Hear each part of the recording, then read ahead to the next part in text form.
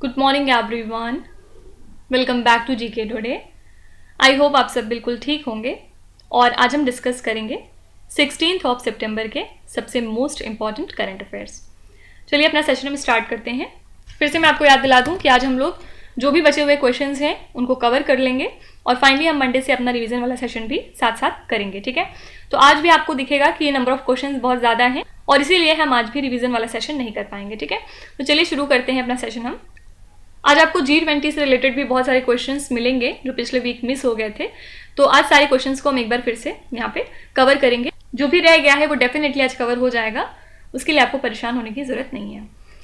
Which state has approved 256.46 crore rupees for Chambal River Bridge and Road Construction Project? तो कौन सा state है जिसने इतना अमाउंट एलोकेट किया है Chambal river bridge and road construction project के लिए? ये है स्टेट ऑफ राजस्थान और इसकी हेल्प से ये प्रोजेक्ट कहाँ पे डेवलप हो रहा है? कोटा डिस्ट्रिक्ट में। पहले जो इनका बजट एलोकेशन था वो सिर्फ 165 करोड़ रुपीस का था और एक बार जब ये ब्रिज बन जाएगा तो इससे शॉर्टर ट्रेवल रूट प्रोवाइड किया जाएगा सिटीजन्स को, साथ ही लोगों के लिए काफ़ी ज़्यादा आसानी हो जाएगी, ठीक है। तो ये प्रोजेक्ट कहाँ पे हाल ही में अप्रूव हो चुका है? आंसर है राजस्थान में। हाल ही में एक रिपोर्ट जारी की है नाइट फ्रैंक इंडिया ने जिसका नाम है इंडिया रियल एस्टेट विजन 2047। किसने जारी करी इसको? नाइट फ्रैंक इंडिया ने, ठीक है। इसमें इन्होंने एक कॉम्प्रिहेंसिव आउटलुक प्रेजेंट किया है ट्रांसफॉर्मेटिव ट्रेंड्स के ऊपर इंडिया के रियल एस्टेट सेक्टर में पिछले 25 सालों को देखते हुए। और इसमें इन्होंने ये बताया कि जो रियल एस्टेट का सेक्टर है वो एक इम्पॉर्टेंट रोल प्ले करता है हमारे इंडियन स्टेट्स के रेवेन्यू में कंट्रीब्यूशन देने के लिए और इस सेक्टर की हेल्प से लगभग 2 लाख करोड़ रुपए अब तक जनरेट किए गए हैं through stamp duties, registration fees and land revenue, ठीक है।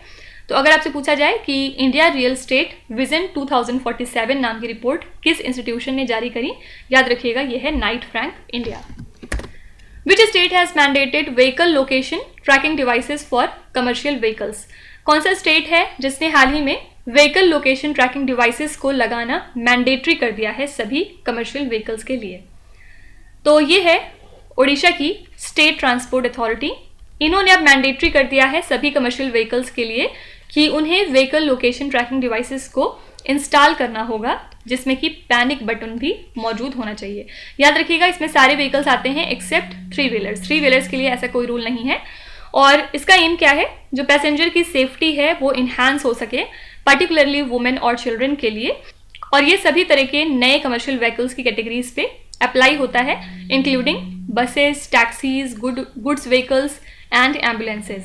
और इसकी डेडलाइन कितनी है? तो जो भी नए व्हीकल्स अब आ रहे हैं उनमें ये डिवाइस होने की डेडलाइन है 1 अक्टूबर और जिसमें कि इंस्टॉलेशन ज़रूरी है at the time of registration. और जो ओल्डर व्हीकल्स हैं उनके लिए डेडलाइन तैयार की गई है 31 दिसंबर की कि उन्हें इस टाइम तक कंप्लाई करना होगा इस रूल से, ठीक है। तो ये इनिशिएटिव किस स्टेट का है? आंसर है उड़ीसा।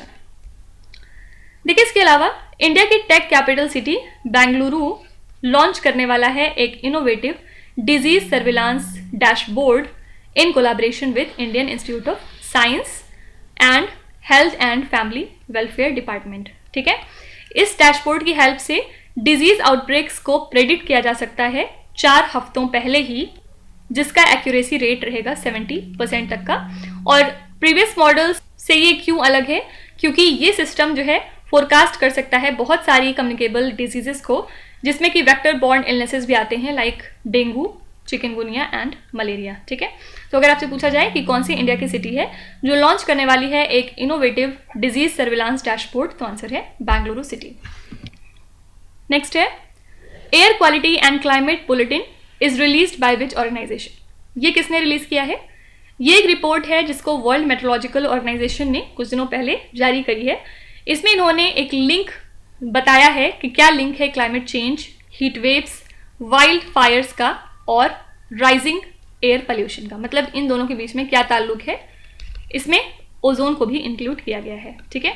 इसमें इन्होंने ये बताया कि क्लाइमेट चेंज की वजह से जो हीट वेव्स की फ्रिक्वेंसी और इंटेंसिटी है वो लगातार बढ़ती जा रही है, जिसकी वजह से ब्रेकिंग हीट वेव्स हमें देखने को मिलते हैं और फिर वाइल्ड फायर्स का रिस्क बढ़ने लगता है। ठीक है, तो इसमें इन्होंने बहुत अच्छा एक एग्जाम्पल निकाला यूरोपियन समर ऑफ 2022 का, जिसमें बहुत ज़्यादा तेज़ी से हीट वेव्स फैल गई थी और यहाँ पे ओजोन और पार्टिकुलेट मैटर जो हैं वो काफ़ी मात्रा में कंसनट्रेट हो गए थे। ठीक है, तो रिपोर्ट के अंदर क्या है ये आपसे कभी नहीं पूछा जाएगा, बस याद रखिएगा कि ये बुलेटिन जो है इसको जारी किया है वर्ल्ड मेट्रोलॉजिकल ऑर्गेनाइजेशन ने। इसके अलावा अगर हम यहाँ पे बात करें नायरोबी डिक्लेरेशन की, अगर आपसे पूछा जाए नायरोबी डिक्लेरेशन को किस समिट में अडॉप्ट किया गया, तो आंसर हो जाएगा अफ्रीका क्लाइमेट समिट 23। ठीक है, जो अफ्रीका क्लाइमेट समिट थी जो नायरोबी में हुई, ये कंक्लूड हुई है with the adoption of Nairobi declaration, जिसका एम क्या है, अफ्रीका को एक यूनिफाइड वॉइस देना on climate issues in international forum. ठीक है, और इस डिक्लेरेशन में डिफरेंट तरह के रिकमेंडेशंस, प्लेजेस और डिमांड्स जो हैं वो इंक्लूड किए गए हैं, जिससे कि अफ्रीका की पोजीशन को मजबूत किया जाएगा ऑन क्लाइमेट चेंज। और इस डिक्लेरेशन में फर्दर हाईलाइट किया गया ग्रीन इन्वेस्टमेंट की अपॉर्चुनिटीज़ को अफ्रीका के अंदर, और कार्बन टैक्स जो है ये प्रपोज किया गया on fossil fuel trade, maritime transport and aviation. Okay, तो अगर आपसे पूछा जाए कि नायरोबी डिक्लेरेशन को किस समिट में अडॉप्ट किया गया, याद रखिएगा Africa climate summit 23। Next question है, as per the study published in the British Medical Journal which type of cancer has witnessed highest increase. तो इस जर्नल के मुताबिक सबसे ज्यादा तेजी से किस टाइप का कैंसर है जो फैलता जा रहा है।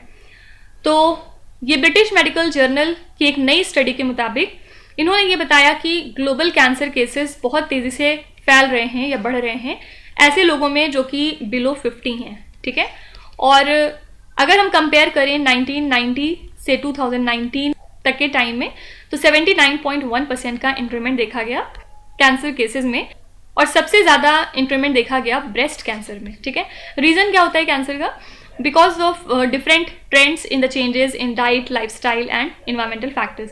तो काफ़ी सारी चीज़ें मिल के जो हैं कैंसर को बढ़ावा दे रही हैं। अगर आपसे पूछा जाए कि माउंट फुजी कौन सी कंट्री में लोकेटेड है, तो आप क्या बताएंगे, आंसर है जापान। किस वजह से माउंट फुजी यहाँ पे आजकल चर्चे में है, क्योंकि माउंट फुजी में विजिटर्स का एक ड्रामेटिक इंक्रीमेंट हमें देखने को मिला, जिसमें पता चला कि 2012 से 2019 के बीच में लगभग 5.1 मिलियन टूरिस्ट ने इस जगह को विजिट किया है। इसकी वजह से जो यहाँ पे इकोलॉजिकल डैमेज है वो बढ़ता जा रहा है, और सेफ्टी रिस्क के हिसाब से भी ठीक नहीं है, क्योंकि माउंटेन की इकोसिस्टम कहीं ना कहीं इससे प्रभावित होती है।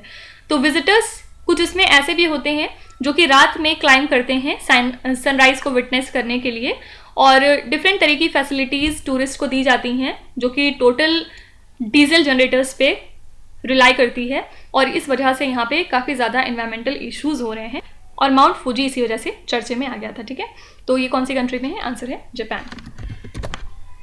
अच्छा, इसके अलावा ये भी याद रखिएगा कि वेस्ट बंगाल की लेजिस्लेटिव असेंबली ने कुछ दिनों पहले एक रेजोल्यूशन पास किया है, जिसमें इन्होंने डिक्लेयर किया पोइला बैसाख को, जो कि फर्स्ट डे होता है बंगाली कैलेंडर का, एज द बांग्ला दिवस, या फिर आप कह सकते हैं वेस्ट बंगाल फाउंडेशन डे। ठीक है, और इस रेजोल्यूशन को असेंबली में फाइनली पास कर दिया गया है, जिसमें 167 MLAs जो हैं इन्होंने सपोर्ट किया इस रेजोल्यूशन का, और 62 MLAs फिर भी अपोजिशन में थे। तो अगर आपसे पूछा जाए कि कौन सा स्टेट है जिसने एक रेजोल्यूशन पास किया है जिसके बाद अब इन्होंने पोइला बैसाख को डिक्लेयर किया है as a state foundation day, तो आंसर है वेस्ट बंगाल। नेक्स्ट है, Which country or bloc has been recently admitted as the permanent member of G20? कौन सी कंट्री या ब्लॉक है जो अब G20 का परमानेंट मेंबर बन चुका है? तो ये है अफ्रीकन यूनियन। अफ्रीकन यूनियन अब परमानेंट मेंबर बन चुका है G20 का, और ये डिसाइड हुआ during the 18th G20 heads of state and government summit, जो कि नई दिल्ली में हुई थी। और अफ्रीकन यूनियन की अगर यहाँ पे बात करें तो इसमें टोटल 55 अफ्रीकन मेंबर स्टेट्स मौजूद हैं, और इसको 2002 में इस्टेब्लिश किया गया था ताकि एक इंटीग्रेटेड, प्रॉस्पेरस और पीसफुल अफ्रीका को प्रमोट किया जाए, जो कि इनके सिटीजन्स खुद ड्राइव करेंगे। मतलब इनके सिटीजन्स के द्वारा ही एक पीसफुल अफ्रीका बनाने की कोशिश की जाएगी। ठीक है, तो ये एक तरह का प्लेटफॉर्म होता है जिसमें डिफरेंट तरह के सोशल, इकोनॉमिक और पॉलिटिकल चैलेंजेस को एड्रेस किया जाता है अफ्रीका के, while emphasizing unity and solidarity among the African nations। तो ये जो है एक 5 स्टार क्वेश्चन है, आप कह सकते हैं। ये क्वेश्चन डेफिनेटली एग्जाम में आ सकता है कि कौन सा ब्लॉक है जो परमानेंट मेंबर हो चुका है G20 का, तो ये है अफ्रीकन यूनियन। यहाँ पे G20 समिट की बात करें अगर, जो नई दिल्ली में हुआ है, तो बहुत सारी कंट्रीज़ ने including India, US, Saudi Arabia, European union, UAE, France वगैरह, इन्होंने एक मेमोरेंडम ऑफ अंडरस्टैंडिंग साइन किया है जिसमें डिसाइड हुआ है कि India Middle East Europe economic corridor establish किया जाएगा। और ये जो है एक तरह का नेटवर्क होगा ट्रांसपोर्ट कॉरिडोर्स का, जिसमें कि रेलवे लाइंस और सी लेन्स मौजूद होंगी ताकि इकोनॉमिक इंटीग्रेशन प्रमोट हो सके between Asia, the Arabian gulf and Europe. ठीक है, तो ये जो इनिशिएटिव है ये पार्ट है इनके partnership for global infrastructure investment का। ठीक है, तो अगर आपसे पूछा जाए कि India Middle East Europe economic corridor form किया गया along the sidelines of which summit, तो आंसर हो जाएगा G20। नेक्स्ट है, which bank launch the nation first transit card to facilitate seamless customer commuting experience. कौन सा बैंक है जिसने हाल ही में नेशन फर्स्ट ट्रांजिट कार्ड को लॉन्च कर दिया है? तो ये है कंट्री की largest lender, State Bank of India. इन्होंने लॉन्च किया nation first transit card to facilitate the seamless customer commuting experience, और easy digital ticketing fare payments हो सकेगा इससे सभी तरह के metro, buses, water ferries, parking में थ्रू अ सिंगल कार्ड। ठीक है, इसके अलावा इंडिविजुअल्स जो हैं वो अपने कार्ड का इस्तेमाल करके रिटेल और ई कॉमर्स पेमेंट्स भी कर सकते हैं। ठीक है, तो ये बैंक कौन सी है? आंसर है State Bank of India. Next question है, which institutions recommended cross border cooperation and information sharing in a joint report to the group of 20 nations. तो कौन सी इंस्टीट्यूशन है जिसने रिकमेंड किया है cross border cooperation and information sharing in a joint report to the group of 20 nations? तो ये है International Monetary Fund and Financial Stability Board. इन्होंने रिकमेंड किया है cross border cooperation and information sharing ताकि जो क्रिप्टो असेट्स हैं उनका कंसिस्टेंट रेगुलेशन हो सके। और सिंथेसिस पेपर के मुताबिक जो एफएसबी है वो 2025 के एंड तक एक रिव्यू कंडक्ट करेगा कि कितनी बेटर तरीके से ये इम्प्लीमेंट हो रहे हैं जूरिसडिक्शन लेवल पे। ठीक है, तो बस याद रखिएगा इसमें कौन से दो इंस्टीट्यूशन एसोसिएटेड हैं, international Monetary Fund and Financial Stability board. इसके अलावा कौन सी कंट्री है जिसने हाल ही में रीज्वाइन कर लिया है यूरोपियन यूनियन के साइंस रिसर्च प्रोग्राम को, जिसका नाम है हॉरिजन यूरोप? तो ये है यूके। यूके जो है वो रीज्वाइन कर रहा है flagship Horizon Europe science research programme को as per the prime minister of UK Rishi Sunak. और कंट्री के जो रिसर्चर्स हैं अब वो डिफरेंट तरह के प्रोजेक्ट्स में हिस्सा ले सकते हैं under this programme. Fine. Which block leaders declared to create the working group on empowerment of women? कौन सा ब्लॉक है जिसने डिसाइड किया है कि वो एक वर्किंग ग्रुप क्रिएट करेंगे वुमेन के एम्पावरमेंट के लिए? तो फिर से इसका आंसर है G20। G20 की जो न्यू दिल्ली लीडर्स डिक्लेरेशन है उसमें वुमेन्स के एम्पावरमेंट की इंपॉर्टेंस को अंडरस्कोर किया गया। पर्टिकुलरली इसमें फोकस किया गया है कि किस तरह से आप जेंडर गैप को ख़त्म कर सकते हैं। और इसमें यह भी अनाउंस किया गया कि एक नया वर्किंग ग्रुप क्रिएट किया जाएगा ऑन एम्पावरमेंट ऑफ वुमेन ताकि G20 वुमेन्स मिनिस्ट्रियल को सपोर्ट हो सके। और इसकी फर्स्ट मीटिंग जो है वो शेड्यूल की गई है ड्यूरिंग ब्राज़ील की G20 प्रेसिडेंसी। ठीक है, और इस डिक्लेरेशन की हेल्प से रेगुलेटरी पुलिस फ्रेमवर्क्स जो हैं वो तैयार किए जा रहे हैं जिससे कि सभी वुमेन एंड गर्ल्स को एक्टिवली पार्टिसिपेट करने का मौका मिलेगा सभी नेशनल डिजिटल स्ट्रैटेजीज में। ठीक है, तो कौन सी ब्लॉक है जिसने डिसाइड किया कि एक वर्किंग ग्रुप यहाँ पे क्रिएट करने की ज़रूरत है हमारी वुमेन की एम्पावरमेंट के लिए? तो आंसर है G20। G20 से रिलेटेड एक और क्वेश्चन है यहाँ पे, ग्लोबल बायोफ्यूल अलायंस जो है ये ऑफिशियली लॉन्च हो चुका है on the sidelines of G20 summit in new Delhi. किसने लॉन्च किया? हमारे प्राइम मिनिस्टर नरेंद्र मोदी जी ने। और ये जो अलायंस है इसका काम क्या है? इंटरनेशनल कोऑपरेशन को प्रमोट करना और सस्टेनेबल बायोफ्यूल्स का यूज़ जो है उसको भी इन्हांस करना, साथ ही ग्लोबल बायोफ्यूल ट्रेड को फैसिलिटेट करना और टेक्निकल सपोर्ट प्रोवाइड करना सभी तरह के नेशनल बायोफ्यूल प्रोग्राम्स के लिए। और इस अलायंस को इनिशिएट किया है टोटल 9 कंट्रीज़ ने। कौन कौन सी हैं ये? इनका नाम थोड़ा सा ध्यान में रखिएगा। India, US, Brazil, Argentina, Bangladesh, फिर Italy, South Africa, Mauritius and UAE. ठीक है, याद रखिएगा इसमें 2 ऑब्जर्वर कंट्रीज कौन सी हैं? कनाडा और सिंगापुर। तो अगर आपसे पूछा जाए कि GBA जिसको लॉन्च किया गया as a part of G20 summit, इसका फुल फॉर्म क्या है? तो याद रखिएगा global biofuel alliance. Next question है, विच स्टेट और the union territory launch the mob lynching victim compensation scheme? किस स्टेट ने ये स्कीम लॉन्च करी है? आंसर है मध्य प्रदेश। मध्य प्रदेश की कैबिनेट ने हाल ही में अप्रूव कर दी है mob lynching victim compensation scheme, जिसका एम है कंपनसेशन और रिलीफ प्रोवाइड करना विक्टिम्स को और उनके डिपेंडेंट्स को इन केसेस ऑफ मॉब वायलेंस। तो इस स्कीम के तहत जो विक्टिम है अगर वो मर जाता है मॉब लिंचिंग के दौरान, तो जो उसकी फैमिली है उसको कंपनसेशन दिया जाएगा 10 लाख रुपए का, और जो इंजर्ड विक्टिम्स हैं उनको कंपनसेशन मिलेगा 4 से 6 लाख रुपयों का। ठीक है, तो यहाँ पे आंसर है मध्य प्रदेश। मध्य प्रदेश से एक और न्यूज़ है। मध्य प्रदेश में एक और स्कीम है जो आजकल फेमस है, मुख्यमंत्री लाडली बहना आवास योजना। ठीक है, और ये किस वजह से चर्चे में है? क्योंकि जो गवर्नमेंट ऑफ मध्य प्रदेश है वो स्टेट रन हाउसिंग स्कीम का नाम पलट के चेंज कर चुकी है। पहले इसको मुख्यमंत्री अंत्योदय आवास योजना के नाम से जाना जाता था, लेकिन अब ये हो चुका है मुख्यमंत्री लाडली बहना आवास योजना। और इसमें जो है जो भी होमलेस सिटीजन्स हैं सभी कैटेगरीज से उनको हाउसिंग बेनिफिट्स दिए जाएंगे बाय द स्टेट गवर्नमेंट। ठीक है, तो अगर आपसे पूछा जाए कि मुख्यमंत्री लाडली बहना आवास योजना किस स्टेट के द्वारा इंप्लीमेंट होती है, तो ये है मध्य प्रदेश। नेक्स्ट है, which state released special postal covers in tribute to Alluri Sitarama Raju?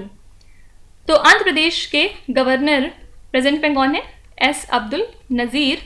इन्होंने अनवील किया है 6 तरह के special postal covers Alluri Sitarama Raju को ट्रिब्यूट पे करने के लिए। और अलूरी सीताराम राजू का एक यूनिक मेथड हुआ करता था एडवांस मैसेजेस भेजने का ऑफिशियल्स को, जिसमें ये एरोज का यूज़ करते थे जिसके आगे अटैच्ड मैसेजेस लिखे होते थे, और इसको अब एक स्पेशल नाम दे दिया गया है, क्या? Chile post. ठीक है, तो बस याद रखिएगा कि ये स्पेशल पोस्टल कवर्स रिलीज किए हैं आंध्र प्रदेश स्टेट ने अलूरी सीताराम राजू को ट्रिब्यूट पे करने के लिए। नेक्स्ट है, UP international trade show 2023 is being organised in which place? तो उत्तर प्रदेश की गवर्नमेंट होस्ट कर रही है यूपी इंटरनेशनल ट्रेड शो को कब से कब तक? 21 से 25 ऑफ सितंबर तक। कहाँ पे? ग्रेटर नोएडा में। और इसका एम क्या है? स्टेट के startup industries, micro small and medium enterprises और लोकल क्राफ्ट्स को रिकॉग्नाइज करना एक ग्लोबल लेवल पे। इसके अलावा ये फीचर कर रहा है hall of town of export excellence, जिसमें कि क्राफ्ट्समैनशिप को डिस्प्ले किया जाएगा from 12 cities in Uttar Pradesh. ठीक है, तो फिलहाल याद रखिएगा ये ट्रेड शो कहाँ पे ऑर्गेनाइज हो रहा है? यूपी में। आंसर है ग्रेटर नोएडा। फिर इसके अलावा अगर आपसे पूछा जाए कि जो heads of Asian coast guard agencies की मीटिंग हुई थी, इसके लिए वेन्यू क्या था? तो जो हेड्स हैं एशियन कोस्ट गार्ड एजेंसीज के, उनकी मीटिंग हाल ही में हुई थी टर्की में। कब से कब तक? 5 से लेकर 9 ऑफ सितंबर तक। इसमें इन्होंने सिग्निफिकेंट टॉपिक्स को एड्रेस किया, like maritime law enforcement, sea में सेफ्टी कैसी बढ़ाई जाए, marine environment protection and prevention of illicit activities like drug trafficking, weapon smuggling and human trafficking at sea. ठीक है, और इंडिया का डेलीगेशन लीड किया डीजी राकेश पाल ने, जो कि हमारे डायरेक्टर जनरल हैं इंडियन कोस्ट गार्ड के। Right. National e Vidhan application project was launched at which states assembly? हाल ही में President of India Draupadi Murmu ने इनॉग्रेट कर दिया है national e Vidhan application project को गुजरात असेंबली में। और इस इनिशिएटिव का एम क्या है? लेजिस्लेटिव प्रोसीडिंग्स को पेपरलेस बनाना और ज़्यादा एफिशिएंट बनाना। ठीक है, और इस प्रोजेक्ट को लॉन्च किया गया on the opening day of the 4-day monsoon session of the state assembly. और इस प्रोजेक्ट के हेल्प से गुजरात असेंबली की जो भी प्रोसीडिंग्स अब होंगी वो फुल्ली डिजिटल होने वाली हैं। ठीक है, तो यहाँ पे आंसर है गुजरात। इसके अलावा हम पढ़ चुके हैं कि विश्वकर्मा दिवस 17 सितंबर को मनाया जाता है। अगर आपसे पूछा जाए कि विश्वकर्मा योजना को कितनी इंडियन सिटीज़ में लॉन्च किया जा रहा है, तो आंसर क्या होगा? तो गवर्नमेंट ऑफ इंडिया लॉन्च कर रही है विश्वकर्मा योजना को टोटल 70 लोकेशंस पे अक्रॉस इंडिया। कब? 17 सितंबर को, जो कि बर्थडे भी है प्राइम मिनिस्टर नरेंद्र मोदी जी का। और इस स्कीम को अनाउंस किया गया during the prime ministers independence day speech. और इसका एम है स्किल्ड इंडिविजुअल्स को बेनिफिट पहुंचाना इन ट्रेडिशनल क्राफ्ट्समैनशिप। ठीक है, तो अगले 5 सालों में इस प्रोग्राम में फर्दर 13,000 करोड़ रुपए एलोकेट किए जाएंगे। ठीक है, तो विश्वकर्मा योजना को टोटल 70 सिटीज में लॉन्च किया जा रहा है। नेक्स्ट है, Indian air force has received first C295 transport plan from which company? तो air chief marshal VR Chaudhary, जो कि चीफ है हमारे इंडियन एयरफोर्स के, इन्होंने रिसीव किया है पहला C295 ट्रांसपोर्ट प्लेन इंडिया के लिए from global aircraft manufacturer Airbus. कहाँ पे? स्पेन कंट्री में। ठीक है, तो इंडिया ने कॉन्ट्रैक्ट साइन किया है टोटल 56 ऐसे प्लेन्स का, जिसमें से 16 मैन्युफैक्चर हो रहे हैं स्पेन में, और जो रिमेनिंग 40 हैं ये प्रोड्यूस हो रही है टाटा एयरबस ज्वाइंट वेंचर में, जो कि वडोदरा गुजरात में लाई करता है। ठीक है, तो इंडियन एयरफोर्स ने रिसीव किया अपना पहला C295 transport plane from the company Airbus. अच्छा, G20 से यहाँ एक और क्वेश्चन रह गया। G20 की समिट जो भारत मंडपम हुई है नई दिल्ली में, इसमें एक यूनिक इंटरनेशनल प्रोजेक्ट भी लॉन्च किया गया जिसका नाम था culture corridor G20 digital museum, और इसको लॉन्च किया गया 9 सितंबर 2023 को। इस म्यूजियम के थ्रू सेलिब्रेट किया जा रहा है G20 मेंबर कंट्रीज एंड इन्वाइटीज़ के शेयर्ड हेरिटेज को, जिसमें कि आइकॉनिक कल्चरल ऑब्जेक्ट्स फीचर किए गए हैं डिफरेंट नेशन से, और ये अलाइन कर रहा है इंडिया की G20 थीम के साथ। क्या है थीम? वासुदेव कुटुंबकम। ठीक है, तो सिंपली आपसे पूछा जा सकता है कि culture corridor G20 digital museum कहाँ पे लोकेटेड है? आंसर है नई दिल्ली। नेक्स्ट है, which organization has announced the plans to build world's highest fighter airfield at Ladakh? कौन सी ऑर्गेनाइजेशन है जिसने अपने प्लान्स को अनाउंस किया है कि दुनिया का हाईएस्ट फाइटर एयरफील्ड वो बिल्ड किया जा रहा है लद्दाख में? तो ये है बॉर्डर्स रोड ऑर्गेनाइजेशन। इन्होंने अनाउंस किया है कि ये कंस्ट्रक्ट करेंगे दुनिया का सबसे ऊंचा फाइटर एयरफील्ड न्योमा रीजन में लद्दाख के, और कितनी अल्टीट्यूड पे रहेगा ये? 13,700 फीट पे। ठीक है, तो 12 सितंबर को डिफेंस मिनिस्टर राजनाथ सिंह ने नींव भी रख दी है इस एयरफील्ड की, और ये पार्ट है बीआरओ के विजन की to enhance India's infrastructure along the line of actual control. Fine, तो यहाँ पे आंसर है बॉर्डर रोड्स ऑर्गेनाइजेशन। अब लास्ट क्वेश्चन है, Gati Shakti Vishwavidyalaya has signed a memorandum of understanding with which company for industrial experience training scholarship and job creation? तो Vadodara based Gati Shakti Vishwavidyalaya, जो कि एक सेंट्रल यूनिवर्सिटी है under the administrative control of ministry of railways, इन्होंने हाल ही में एक MOU साइन किया है विथ एयरबस, जो कि एक लीडिंग ग्लोबल प्लेयर है in the field of aerospace. इस MOU का एम क्या है? जो भी एकेडमिक करिकुला है, फैकल्टी ट्रेनिंग एंड स्कॉलरशिप वगैरह, उसका हिस्टोरिक डेवलपमेंट सभी तरह के इंटरनेशनल इंस्टीट्यूट्स के साथ कोलैबोरेट करके। ठीक है, तो यहाँ पे आंसर हो जाएगा एयरबस, ऑप्शन नंबर बी। इसके अलावा कौन सा स्टेट है जो रिलीज कर रहा है अपनी dictionary for its regional dialects?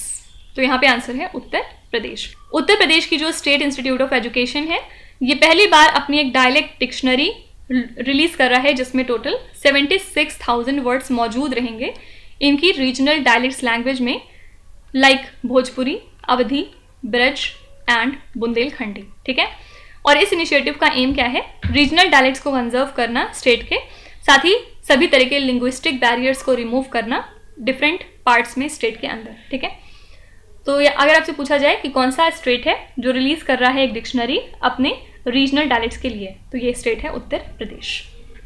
तो इसी के साथ हमने आज के सभी इंपॉर्टेंट करंट अफेयर्स यहाँ पे कवर कर लिए, और आई होप कि आपने बहुत कुछ नया सीखा होगा, और जो भी क्वेश्चन हमारे छूटे हुए थे उनको भी आज हमने यहाँ पे देख लिया है।